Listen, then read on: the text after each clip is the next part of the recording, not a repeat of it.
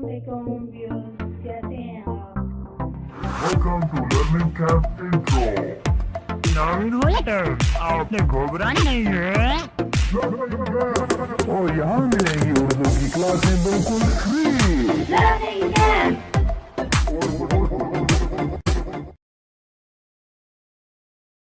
औज़ुबिल्लाहिमिनश्शैतानिर्रजीम बिस्मिल्लाहिर्रहमानिर्रहीम।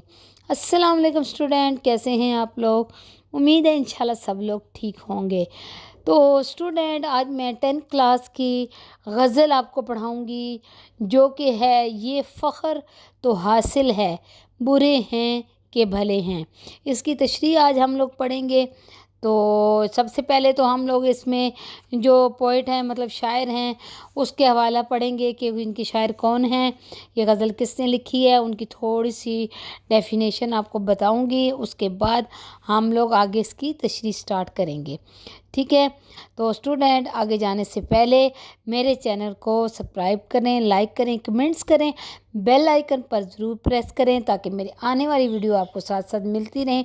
ये हमारा चैनल आप लोगों के लिए हेल्प के लिए है, जो कि मैं कोशिश करती हूँ कि आसान से आसान वर्ड्स यूज़ करके आपको समझाया जाए ताकि आपको पढ़ने में और समझने में आसानी हो। तो टाइम वेस्ट नहीं करते, चलते हैं नेक्स्ट। तो स्टूडेंट, पढ़ते हैं गज़ल जो कि है ये फ़ख्र तो हासिल है, बुरे हैं कि भले हैं, ठीक है। तो सबसे पहले हम इसके शायर के बारे में जानेंगे कि इसके शायर कौन हैं। तो इसकी शायर नहीं है, इसकी शायरा हैं। लिखने वाली जो हैं उनका नाम है अदा जाफ़री। तो शायरा की हालात ज़िंदगी के बारे में थोड़ी सी पढ़ते हैं कि वो कौन थी, कहाँ पैदा हुई। तो अदा जाफ़री 22 अगस्त 1924 को बदायूं में पैदा हुई। उनका असल नाम अज़ीज़ जहां है, लेकिन अदबी ज़िंदगी में कदम रखने के बाद उन्होंने अपने लिए कलमी नाम अदा चुना। अपनी जाय पैदाश के हवाले से पहले वो अपने आप को अदा बदियौनी लिखती थी। जब उनकी शादी नूरुल हसन जाफ़री से हुई तो उन्होंने अपने नाम के साथ अपने खामन का नाम लिखना शुरू कर दिया। यूँ वो अदा बदियौनी से अदा जाफ़री हो गई, इनके उन्होंने अपना नाम चेंज कर लिया। अदा जाफ़री की उम्र अभी 3 साल ही थी कि वालिद का साया सर से उठ गया। उनकी परवरिश अपने ननिहाल में हुई। अदा जाफ़री ने 13 साल की उम्र में ही शेर कहना शुरू कर दिया। अदा जाफ़री ने नज़म गोई से अपनी अदबी ज़िंदगी का आगाज़ किया, यानी कि उन्होंने सबसे पहले अपनी नज़म लिखी। 21 साल की उम्र में उनकी पहली गज़ल रूमान में शाया हुई। इस गज़ल ने अदा जाफ़री को पहचान दी। उन्होंने अवलीन शायर रुमान अख्तर शिरानी से अपने कलाम की इस्लाह की। इसके अलावा असर लखनवी से भी अपनी कुछ गज़लों की इस्लाह दी। तो स्टूडेंट, ये तो था शायरा के बारे में कि इसकी शायर कौन है, तो उनके बारे में थोड़ी सी डेफिनेशन थी। तो बहुत ज़्यादा डिटेल में जाने की ज़रूरत नहीं है। अगर आपका क्वेश्चन एग्ज़ाम्स में आए इसकी डिटेल के बारे में तो आप डिटेल लिखिए, वरना बहुत ज़्यादा डिटेल की ज़रूरत नहीं होती। आपने जब भी तशरीह करनी होती है तो आपने गज़ल का नाम या नज़म का नाम तो ये और शायरा का नाम लिखना होता है और थोड़ी सी उसकी डेफिनेशन बतानी होती है। बहुत ज़्यादा चीज़ बताने की ज़रूरत नहीं होती, ठीक है। तो चलते हैं अब हम गज़ल की तरफ। तो शेर नंबर 1 है, ये फ़ख्र तो हासिल है, बुरे हैं कि भले हैं, 2-4 कदम हम भी तेरे साथ चले हैं, ठीक है। ये शेर है। तो इसके वर्ड्स मीनिंग, जैसे कि मैं हमेशा अपनी हर वीडियो में कहती हूँ कि जब भी आप तशरीह करने लगें तो सबसे पहले वर्ड्स मीनिंग को ज़रूर किया करें, उसके बगैर आप तशरीह नहीं कर सकते, ठीक है। तो इसमें फ़ख्र का मतलब बढ़ाई, यानी फ़ख्र करना, बढ़ाई करना, गुरूर करना, खुश होना ज़्यादा। 2-4 कदम थोड़ी दूर, ठीक है। और इस शेर का मफ़हूम जो है कि मतलब इसमें शायरा क्या बताना चाहती हैं, सिंपल इसका मतलब क्या है शेर का, कि शायर को अपने महबूब के हम कदम होकर थोड़ी दूर चलने पर भी फ़ख्र है। اس شعر کا مطلب مفہوم یہ ہے. ٹھیک ہے. اب ہم اس کی کرتے ہیں تشریح. تو تشریح میں وہ عشق میں عاشق اپنے محبوب سے تھوڑی سی توجہ بھی پا لے تو وہ اسے اپنی زندگی کا محصل سمجھتا ہے. مطلب وہ بہت خوش ہوتا ہے اور اس پر فخر محسوس کرتا ہے. ٹھیک ہے. کہ عشق میں عاشق اپنے محبوب سے تھوڑی سی توجہ بھی پا لے تو وہ اسے اپنی زندگی کا محصل سمجھتا ہے، اس پر خوش ہوتا ہے، فخر کرتا ہے. عاشق اپنے کردار میں کیسا بھی ہو، نیکی اور بدی کی دونوں قوتیں اس دنیا میں موجود ہیں. وہ کہتا ہے عاشق، وہ کہتا ہے کہ وہ جیسا بھی ہے، برا ہے یا بھلا ہے، یہ دونوں چیزیں ہر انسان میں موجود ہوتی ہیں. ہر انسان نہ تو کامل طور پر اچھا ہوتا ہے اور نہ مکمل برا. وہ کہتے ہیں کہ کوئی بھی انسان ہے وہ مکمل طور پر نہ تو اچھا ہے نہ ہی برا ہے، کیونکہ اس میں برائیاں بھی ہیں اور اچھائیاں بھی ہیں، دونوں طاقتیں اس میں موجود ہیں. شاعر کہتا ہے کہ اپنے اچھے یا برے ہونے سے قطع نظر مجھے اس بات پر فخر ہے کہ میں نے اپنے محبوب کے ساتھ چند قدم ملائے ہیں. زندگی کی چند ساعتیں اپنے محبوب کی ہمرکابی میں گزاری ہیں. یہی ساعتیں بڑی زندگی کا سرمایہ ہیں، ان پر میں جتنا بھی فخر کروں کم ہے. تو اسٹوڈنٹ یہ شاعر جو ہے اپنا جو ہے کہہ رہا ہے کہ میں چاہے برا ہوں یا بھلا ہوں، اس سے کوئی فرق نہیں پڑتا. ہر انسان ہے جس میں اچھائیاں بھی ہوتی ہیں، برائیاں بھی ہوتی ہیں. تو وہ شعر میں یہ کہنا چاہتا ہے شاعر کہ بھئی میں اچھا ہوں یا برا ہوں، اس سے کوئی فرق نہیں پڑتا. لیکن وہ کہتا ہے کہ میں نے اپنے محبوب کے ساتھ جو بھی تھوڑا ٹائم گزارا ہے یا اس کے ساتھ چلا ہوں تو مجھے اس چیز پر بہت زیادہ فخر ہے. وہ اپنے محبوب کے ساتھ گزارے ہوئے وقت پر فخر محسوس کر رہا ہے. اس کا مین مطلب یہ ہے. ٹھیک ہے. امید ہے آپ کو اس شعر کی تشریح کی سمجھ آ گئی ہوگی. چلتے ہیں نیکسٹ. شعر نمبر 2. ٹھیک ہے. شعر ہے جلنا تو چراغوں کا مقدر ہے ازل سے، جلنا تو چراغوں کا مقدر ہے ازل سے، یہ دل کے کنول ہیں کہ بجھے ہیں نہ جلے ہیں. ٹھیک ہے. تو ورڈز میننگ میں ہے مقدر کا مطلب ہے نصیب. ازل جب سے دنیا پیدا ہوئی. تو اس شعر کا مفہوم ہے جب سے دنیا پیدا ہوئی ہے چراغوں کی قسمت میں لکھ دیا گیا ہے کہ وہ جلیں. جلنا ان کا مقدر ہے مگر دل کا کنول نہ جلتا ہے نہ بجھتا ہے. ٹھیک ہے. یہ تو اس کا مطلب تھا. اب چلتے ہیں تشریح کی طرف. شاعرہ نے اس شعر میں کہا ہے کہ روز اول جب سے دنیا بنی ہے ساری کائنات کو اللہ تعالیٰ نے ان کے کام سونپ دیے ہیں، ان کے کام دے دیے ہیں. تو چراغوں کی قسمت میں جلنا لکھا ہے. ٹھیک ہے. چراغوں کو جلنا ہی ہے، خواہ وہ خوشی کی تقریب ہو یا غم کی رات. ایک ہمارا دل ہے جو نہ جلتا ہے نہ بجھتا ہے. عشق حقیقی کا شعلہ ہے جو دل میں لپکتا ہے، مگر روزگار کے غم نہ اسے جلاتے ہیں نہ ہی اسے بجھاتے ہیں.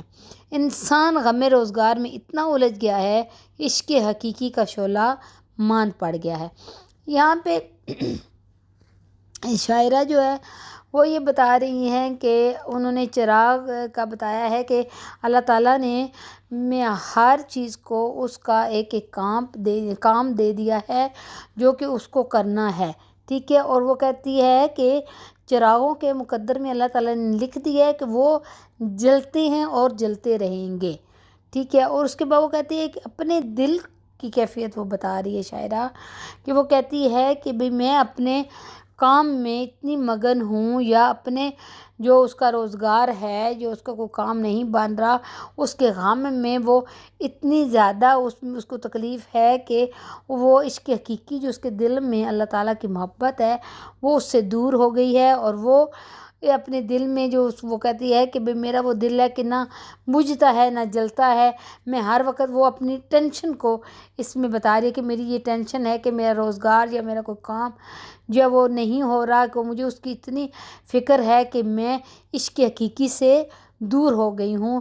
تو اس لیے میرے دل کی جو کیفیت ایسی ہے وہ نہ بجھتا ہے دل میرا نہ جلتا ہے.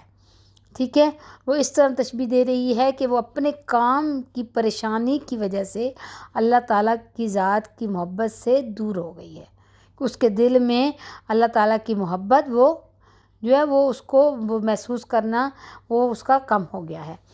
ٹھیک ہے، یہ اس میں شاعرہ اپنا دل کی کیفیت بتا رہی ہے کہ وہ اپنی زندگی کی پریشانی میں اتنی مصروف ہو گئی ہے یا اتنی اس میں جو ہے پریشان ہے کہ وہ عشق حقیقی سے بھی دور ہے.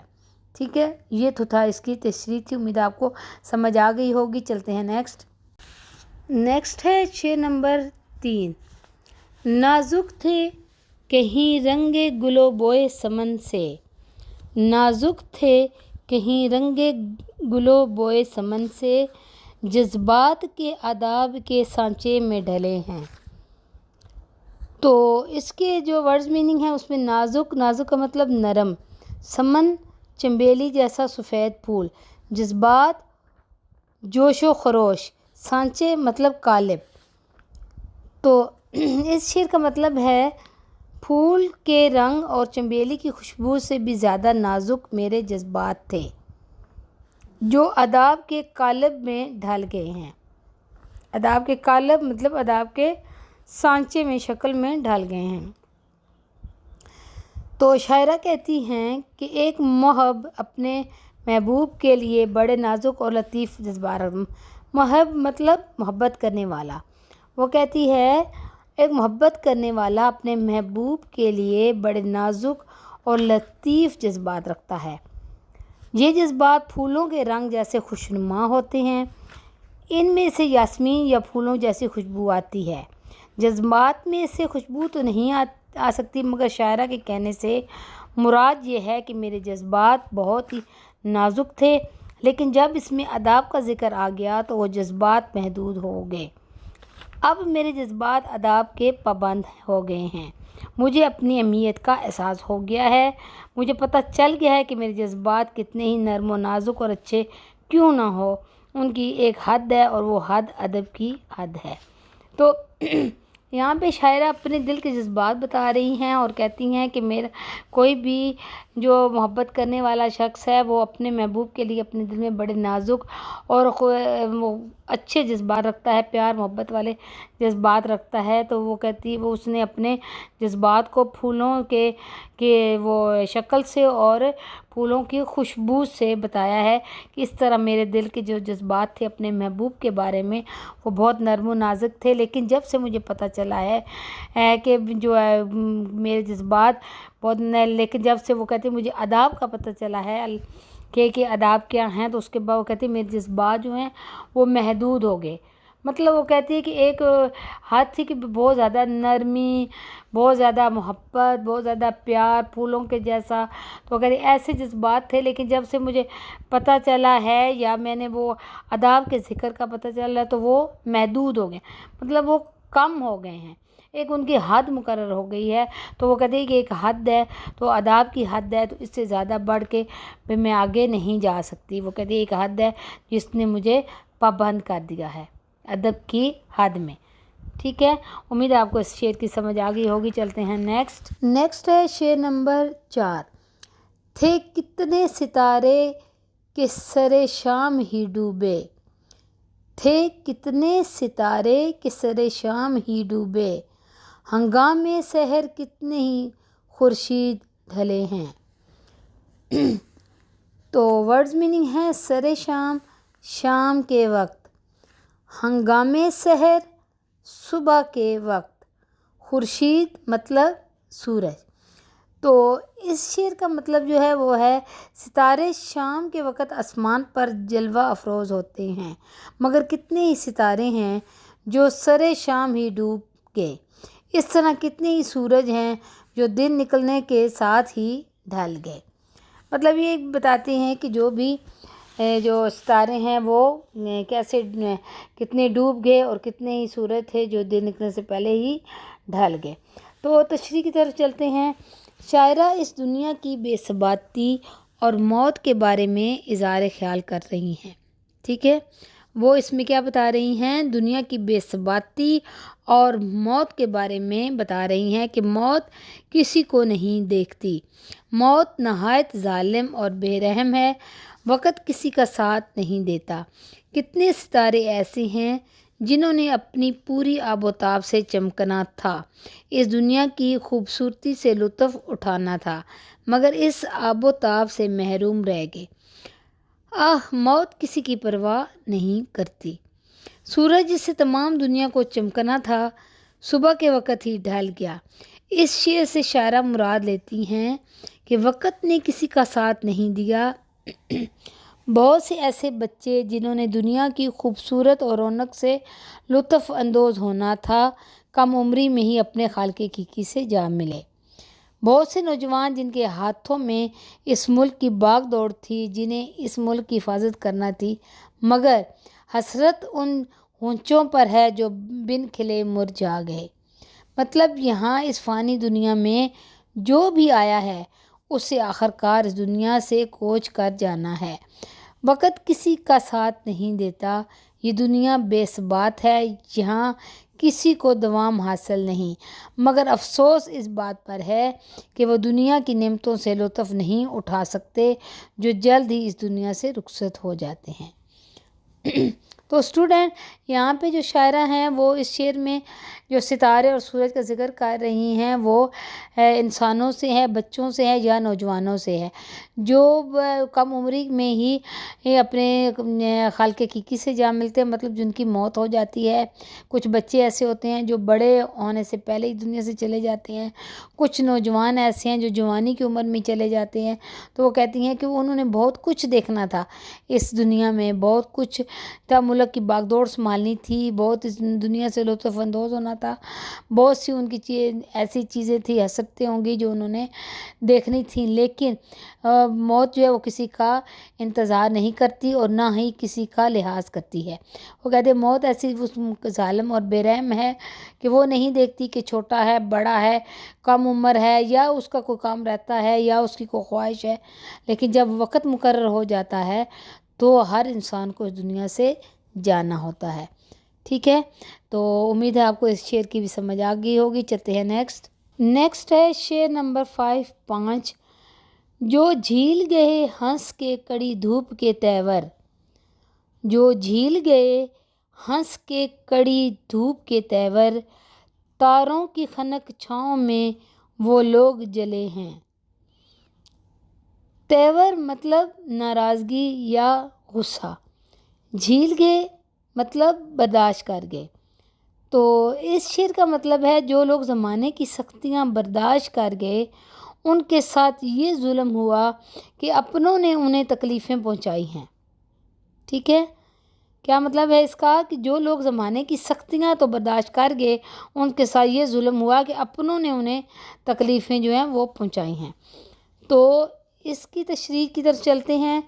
شاعرہ اس شعر میں زمانے سے گلہ اور شکوہ کرتی ہیں کہ اس دنیا نے ہمارے ساتھ بہت برا سلوک کیا ہے، بہت سی سختیاں اور مشکلات ہمارے راستے میں آئیں، بہت سی تکالیف کا ہمیں سامنا کرنا پڑا، مگر ہم ان تکالیف کو ہنس کر سہ گئے۔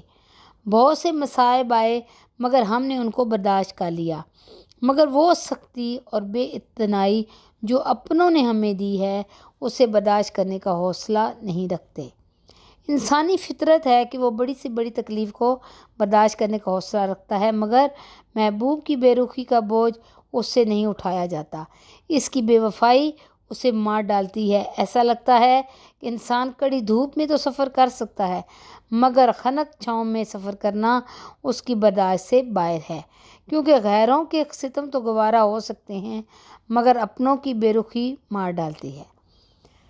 ٹھیک ہے، تو اس شعر میں کوئی خاص سمجھانے والی بات نہیں ہے، بہت سمپل ورڈز میں تشریح ہے اس کی کہ شاعرہ جو ہے وہ زمانے کی سختیوں کو کہتی ہیں برداشت کر سکتی ہیں، اس کو ان کا سامنا کر سکتے ہیں، ہر تکلیف کو ہنس کے ٹال سکتے ہیں، اس کا مقابلہ کر سکتے ہیں، لیکن وہ اپنوں سے گلہ کر رہی ہیں کہ جو تکلیف اپنے دیتے ہیں وہ تکلیف برداشت نہیں ہوتی، وہ برداشت کے قابل نہیں ہوتی کہ اس کو برداشت کیا جا سکے۔ زمانے زمانے کی تکلیفیں بندہ جھیل سکتا ہے، اپنوں کی دی ہوئی تکلیف کو یا ان کی بے رخی کو برداشت نہیں کر سکتا۔ ٹھیک ہے، یہ تھا اس شعر کا مطلب اور تشریح۔ چلتے ہیں نیکسٹ ہے شعر نمبر 6۔ ایک شمع بجھائی تو کئی اور جلا لیں، ایک شمع بجھائی تو کئی اور جلا لیں، ہم گردش دوران سے بڑی چال چلے ہیں۔ ٹھیک ہے، تو اس میں ورڈز ہے گردش دوران، مطلب زمانے کی گردش۔ تو اس شعر کا مطلب ہے زمانے نے تو بہت کوشش کی کہ وہ ہمیں اندھیرے میں رکھے، مگر ہم نے بھی زمانے کی گردش سے چال چلی کہ اس نے ایک شمع چھین لی تو ہم نے دوسری جلا لی۔ تو یہ تھا اس شعر کا مطلب۔ چلتے ہیں تشریح کی طرف۔ شاعر لوگوں کا خیال ہے کہ جتنی زیادہ تکلیف اور مصائب یعنی تکلیفیں اور مسئلے ہوتے ہیں وہ سب زمانے کی وجہ سے ہیں۔ ان کے نزدیک سب سے زیادہ ظالم زمانہ ہوتا ہے۔ شاعرہ پر بھی زمانے نے بہت زیادہ ظلم کیا، اسے اندھیرے میں رکھنے کی کوشش کی، اسے پریشانیاں دینے کی کوشش کی، مگر شاعرہ کہتی ہیں ہم بھی ہوشیار واقع ہوئے کہ ہم بھی زمانے کی گردش سے چال چلے، اس لیے ایک شمع بجھائی تو ہم نے ایک اور جلا لی۔ اس سے شاعرہ کی مراد یہ ہے کہ اگر زمانہ ہمیں پریشانیوں اور مصائب کا شکار کرنا چاہتا ہے تو ہم بھی بڑے بیدار مغز ہیں۔